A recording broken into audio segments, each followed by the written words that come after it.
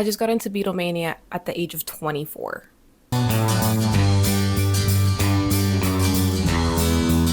Yeah, I have bangs. This was bound to happen. Hi, my name is Valerie, and welcome to my channel where I talk about whatever I want. And today we're talking about the Beatles movie from 1965, Help. I'm coming at all of you realizing that I haven't uploaded anything in like 6 to 8 months. And although I have like getting a new job and like moving to a new place as like a semi excuse, I also just really badly got burnt out of video editing for a while until I got into the Beatles and I made a fan edit. When I go to the club, I wanna hear those club classics. Club classics, club classics. I made two. But my lust for video editing has been revived. And while I am still working on my Sex and the City video, I really wanted to upload something at least in the meantime, because honestly, it's been kind of eating at me that like the comments I've been getting are really nice and polite and sweet, and I love you all very dearly. So let's lay the scene. So this is a movie from the 60s. Ringo gets a ring stuck on his finger. That ring belongs to a cult. Whoever wears the ring must get killed for their sacrifice. And now they all have to help him get the ring off his finger. Oh no. So the Beatles are well known. Whatever. They're those four guys that cross the street. But I want to introduce them a little bit more because I know that like for a lot of people, this like younger version of themselves isn't really like well known. Most people, at least now because of the documentary, know them more from like their Let It Be, Get Back era. And people don't really know very much about them aside from like their bowl cuts during Beatlemania. So I thought giving you guys a little taste would help you connect with them better. So starting off, we have Paul McCharmley. He's lead vocals as well as the bass in the band. It is his trusty Hofner. And in this movie, he is 23. Oh my god. He's called the cute beetle, and you can identify him by his waxed eyebrows, his eyelash extensions, and an expression which is that of a chipmunk that has been granted the wish to become a human. He's also my favorite. Next, we have John Lemon. He is vocals and rhythm guitar, also does the harmonica. He's known usually for like his circle lenses and like his longer hair, but this is pre How I Won the War, so he's not serving yet. He has Bieber fever hair, a strong jaw, and eyes that look like eyes. He's also 24 in this movie. I really should have locked into the guitar when I was 10. Now we have George Harrison. He is an underrated icon. He is lead guitar and sings one song in this movie, and we love him for that. He is the youngest. He was called the Quiet Beatle, has the best hair in my opinion. He's mogging on the girls, absolutely mewing the entire time. And he has a very lovely penthouse smile. Finally, we have Ringo Starr, the drummer. He's the oldest at 25 years old. Technically, I would consider him the main character of the movie because they're trying to save him. Kinda looks like a koala. His real name is Richard Starkey, and he got his name Ringo because he wears a lot of rings. Do not piss me off. And I'm pretty sure that he did not get a single haircut this entire movie.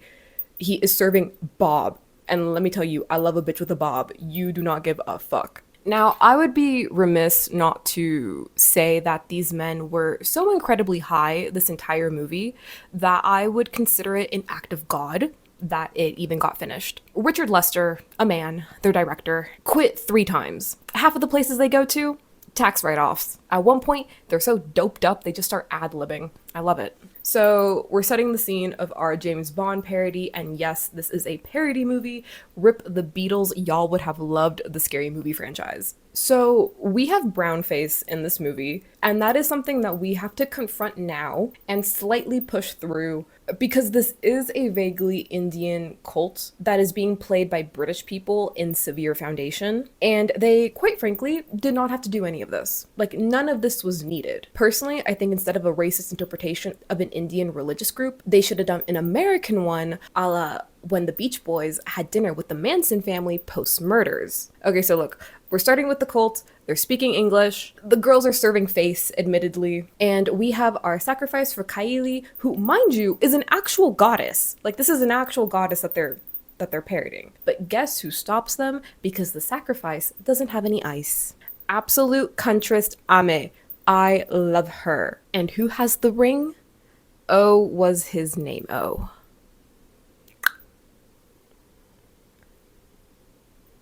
So cue credits, everyone singing Help, our sacrifice once again is serving face, and the title card, very cinematic. So our cult makes plans to travel to England, and we travel with the Beatles to their house. 4 color-coded doors, it's one space. This looks like something I would make in The Sims as a kid. So much is going on in this.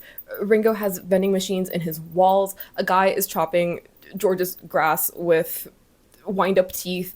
Paul's piano is coming out of the floor, but instead of music sheets, it's comic books. I cannot stand these men. Also, John does this.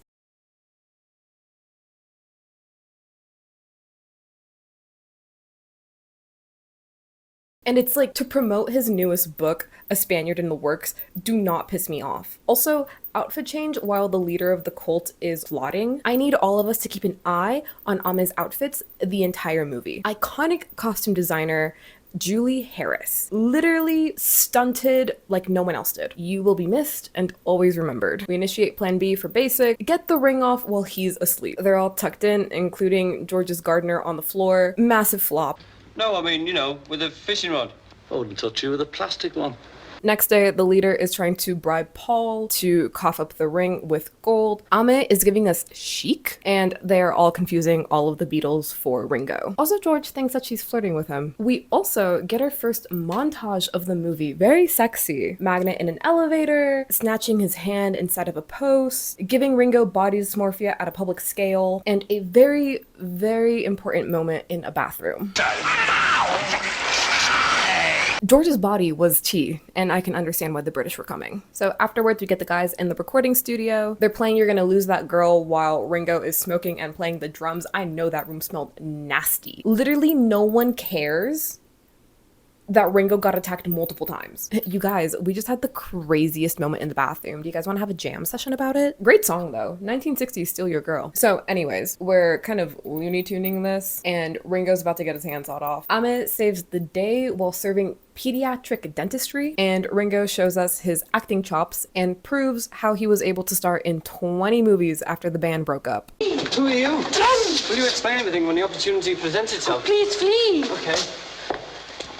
Okay, so the boys head over to like a vaguely Middle Eastern restaurant. I don't want to talk about it, but I have to because I decided to talk about this movie. And there's a lot of racism, particularly in this early segment of the movie. It did make me and my friends gasp multiple times at the screen. It's very, very British. So this vague cult arrives to the restaurant. They disguise themselves as employees in this very fine dining establishment. And Ahmed tells Paul that they are all in danger. Should have been me. We have all 3 of them eating, we get a face to the name, and we find out that whoever has the sacred ring must be painted red before they're sacrificed. Also, we learn that Ame sent Ringo the ring to save her sister because she made it look like it was fan mail. We love a baddie. So they get out, we change the scene, they're at the jeweler's. It's shit.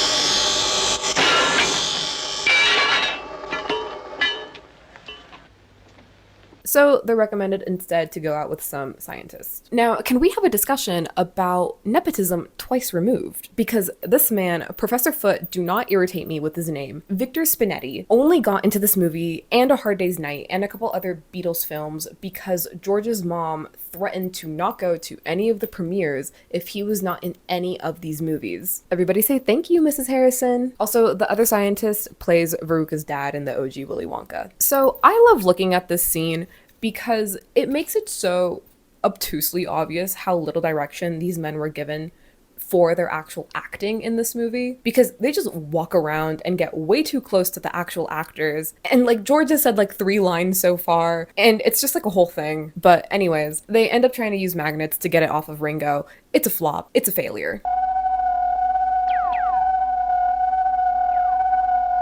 But this does start our C plot of the scientists also wanting the ring because, I don't know, they're not getting enough funding by the English government. Not surprising. Hold!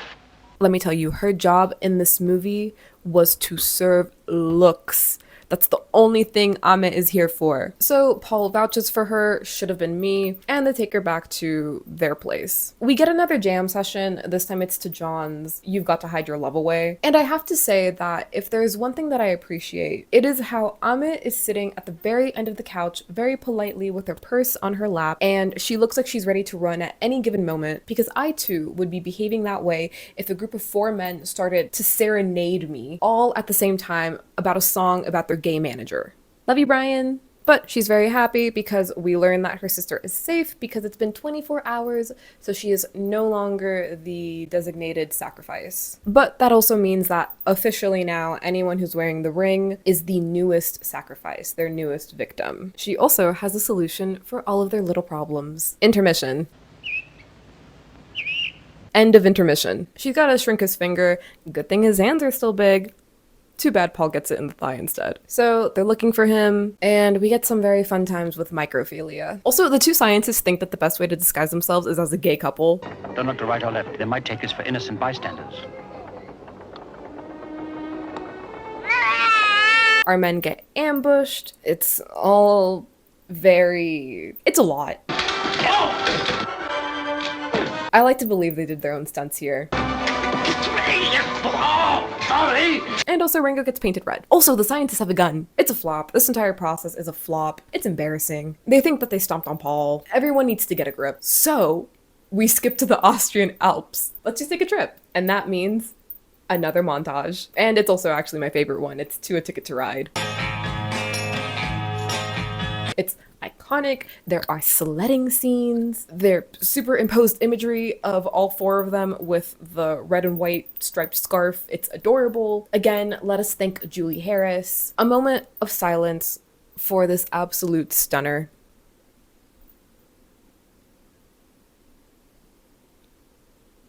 She truly boots the house down. So they do look very adorable in the scene, but I do have to remind myself that these are like men in their early 20s. They should be at the club right now. But also, if I had this money at the tender age of 24, I too would be inviting all of my friends to go to multiple locations around the world as a tax break, while being on all kinds of speed that baby you've never even heard of. They're playing curling. They're not very good at it. And honestly, Ringo's kind of the one that's serving the most cunt in this situation with like his hat and his black and white striped sleeves now that George is no longer wearing his Willy Wonka hat. So the scientists prep a bomb. It's disguised as a curling stone. They have the minds of a mastermind. What's that? I don't know. Now, do I recall being told that during one take of this stone exploding, Paul and Ringo decided to run off a mile away into the forest to just smoke weed for the rest of the night? Yes. Can I find it by the time that I'm recording this? No. But I will. Also, their roadie Mal shows up and I love him. Excuse me, White Cliffs of Dover? So we have them skiing again. The cult is over them, all of them in snowman costumes. I also like to pretend that they did their own stunts here too.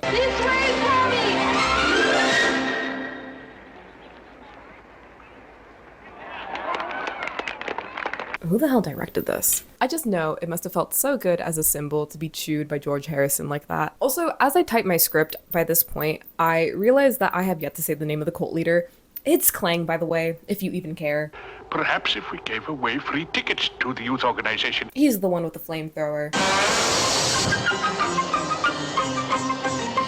If you even care. But it's time for a change of scenery, and that means Scotland Yard babes. Also, I had to look up what that is. It's basically like London Metro Police. The chief superintendent is there. He gets a call from the cult. We get more racism. And also the chief realizes that this is like actually a serious thing that's going on. Hold on. It's them. There's only me and Paul know we're here. I know we're here. But they're still worried because tomorrow they have to finish their record, which means we get to film in front of the Stonehenge babes. They look very, very cold. And I can't lie, I Need You does make me giddy. Also, they're recording their music by like a bunch of army tanks. It's very aesthetic. It's very 40s Euro Brit henge core, you know? Like, I don't have words to describe how I feel. Seeing George sing while the main villain is planning on bombing them.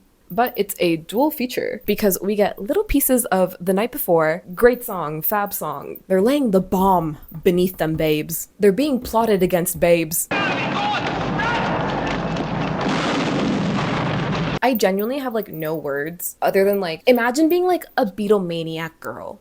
Like in 1965. You are a true Vogue woman. You are ready, you are excited for this movie. You saved up, you and your friends saved up money to go to the premiere. And you're excited because it's a brand new like movie, it's all new songs, it's in color. And then you see this on the screen. I don't have words. Anyways, Ame saves the day by shoving them inside of the tank that she's driving. She's girl bossed, honestly, this entire film. But does she get any thanks? No. It is a man's world. It's a Beatles world out there. No thanks, even after she hid them into the hay to make it look like they died inside of the army tank that got bombed. What is a girl to do? So where do they get taken to instead? Buckingham Palace. We've been to like 10 locations now.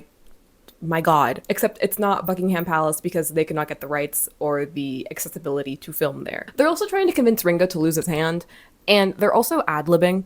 It appears I need one card. It appears I'm chucking one in.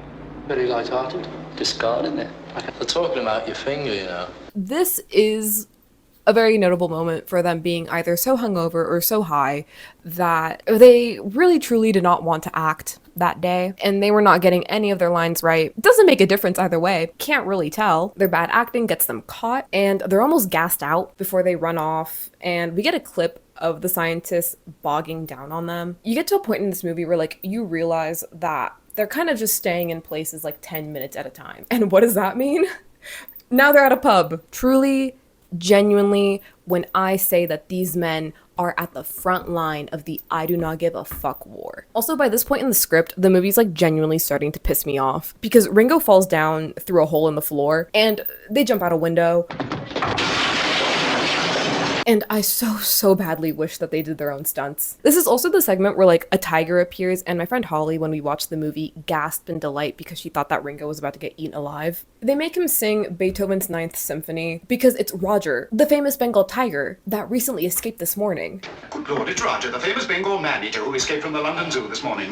Who is able to calm down if you sing Beethoven's Ode to Joy from the famous Ninth Symphony in D minor. All you have to do is to sing Beethoven's Ode to Joy from the famous Ninth Symphony in D minor.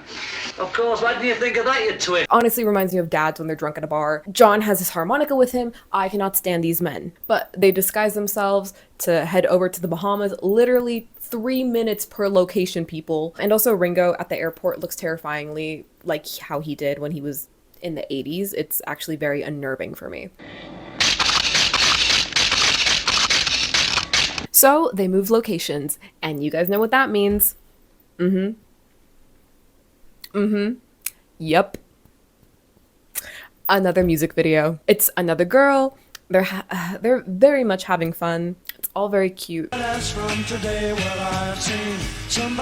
that should have been me. They're discovered. What a surprise. And Ame has to save their asses again. Her outfits. Oh my God. What's this? This is where you will be disemboweled. Divatron 5000. Take a dip in the water, end up in the pool. Their asses are on bikes. They find a clue that the cult laid out for them. Paul does this impersonation. Passing this way, hot foot. Don't encourage him. Get your ass off the floor. Them and the London police follow the clues. It's a trap, and all of them but George end up getting caged in. Except there's a trap door, and it's the scientist kidnapping Ringo. So afterwards, George latches on to the back of the scientist's car and follows it until the scientists decide to crash the car into a tree to try to get George off of the back. I can't start the car. Hello. See how Ringo was kidnapped? Do you see how he lays there? Demure and polite, how Ringo is able to understand why he was invited to the car kidnapping. George ends up messing with their tires though, and it's enough to get them back with the cops. Yeah, so the cage that they put all of the cult members in, by this point, they were like apparently running out of budget, and I'm assuming this is because of all of the very lovely trips that the Beatles said that they wanted to take for this movie. And it just, honestly, it's not a good look.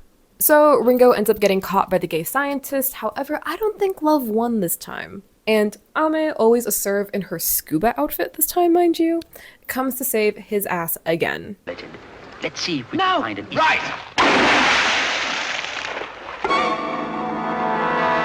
I can't swim! What do you mean you can't swim? But Ringo is caught. It is time to sacrifice him. And honestly, at this point, would it not be easier to just let this happen? Like, get his ass and let it be. But the ring falls off his finger because in the meantime he just got way too skinty. And instead of a 2000s cartoon dance party, we get a 1960s fight scene. Who is choreographing these fights? Can I talk to them? Can I probe their mind? Can I analyze exactly what they thought they were doing right? So much is happening actually, and it's all set to the song Help. It's beautiful. And we reach the end of the movie. The cult gets arrested, the Beatles are saved, Mal shows up, it's beautiful. And it's all for you, Mr. Elias Howe, inventor of the sewing machine. It's all for you. Also, in the credits you can see Paul pull a bong rip. So, that was the movie Help. Should it have been made? No. Am I glad it was though? Depends on my mood. But I hope you guys liked going through this fever dream with me because this truly has been a Beatles film. To quote Letterboxd film reviewer Stella, there's no way they care this much about Ringo's life. It's a 10 out of 10 in my heart, and I hope the 2027 biopics are directed specifically like this, especially Ringo's. I love you all, and I will be seeing you guys next video. Bye!